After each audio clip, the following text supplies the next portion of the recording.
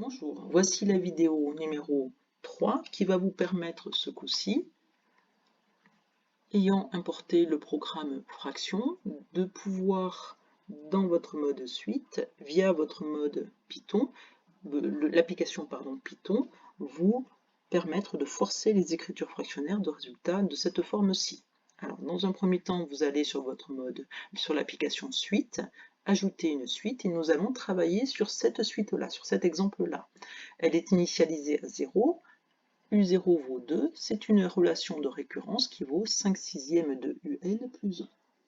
Alors, moi je passe à l'émulateur, vous passez à votre calculatrice. Donc ici, vous rentrez dans le mode suite, OK, vous allez ajouter une suite de type pas explicite mais définie par récurrence.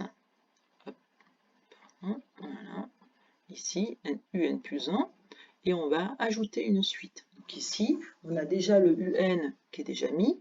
Je vous conseille soit de le garder, soit de mettre fois, et nous ici on veut une fraction, c'est 5/6. Donc que ça soit sur une même fraction ou que ça soit en coefficient extérieur, ça revient exactement au même, plus 1. Et ma suite est rentrée. Si jamais une suite enregistrée comme ça vous dérange, on peut la modifier, c'est-à-dire qu'on peut mettre autrement. Je vous montre, ajouter une suite. Je vous le refais, parce que je sais que certains, ça les dérange. J'ai vu ça en cours, donc UN plus 1. J'efface mon UN, ce n'est pas bien grave. Je marque mon 5/6 en fraction, je sors de la fraction et je viens maintenant dans ma boîte à outils appeler ma variable UN. OK, hop, j'ai mon UN qui apparaît. Et maintenant, je pense à faire mon plus 1. Et j'ai bien du 5/6 de fois UN plus 1. Entrée, OK. Et maintenant, je vais venir enregistrer mon U0. U0 qui vaut 2. OK. Ça y est, nous avons enregistré notre suite. Maintenant, on va faire afficher les valeurs. Afficher les valeurs. OK.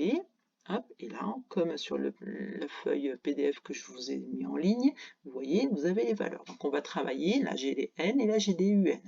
Donc je vais venir chercher mon U1. Donc, je descends d'un rang, je positionne mon curseur sur le U1. Et là maintenant, on va aller copier cette valeur-là, sélectionnée dans la mémoire vive de la calculatrice. C'est-à-dire que je vais venir faire Shift, Copie, et là, c'est enregistré. Maintenant, je vais sortir du mode suite, j'appuie sur ce mode-là, je viens dans le mode Python, OK. Je vais venir appeler le programme Fraction. Attention pour l'appeler, c'est les 3 petits points, OK.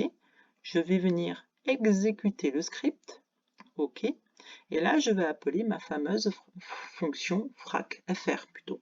Donc, je vais faire alpha f, alpha r, c'est comme dans la vidéo 2, parenthèse, et là, je vais faire shift paste. Donc, je le fais shift paste, et là, j'ai la valeur qui apparaît. Et je pense à fermer ma parenthèse. OK. J'ai donc que U2 est égal à 3/8. Donc ici, je reviens sur le PDF que je vous ai mis. On trouve bien que U1, oui, U1 est égal à 3/8. Maintenant, on va travailler pour U2. Donc je reviens dans l'émulateur.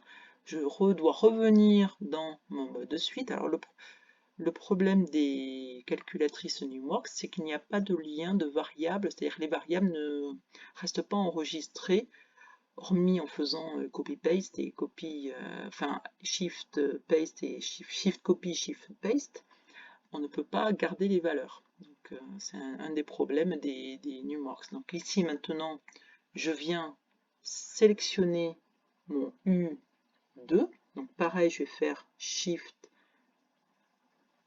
copie. Je reviens maintenant dans mon mode Python. Il faut vous entraîner une fois que vous aurez l'habitude, hein, ça ira beaucoup plus vite. Hein.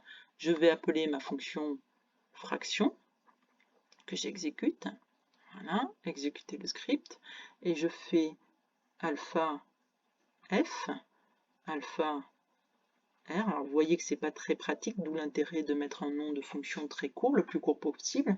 Là, je vais faire Shift Paste, c'est-à-dire coller le nombre que l'on a récupéré du mode suite, c'est-à-dire qui est égal à U2, exé, et on trouve 29 neuvième. On vérifie sur la feuille que je vous ai donnée, 29 neuvième. Et enfin, pour vérifier que vous savez bien le faire, vous le faites pour U3, c'est-à-dire je reviens dans mon mode suite. Une fois qu'on a compris, c'est toujours pareil.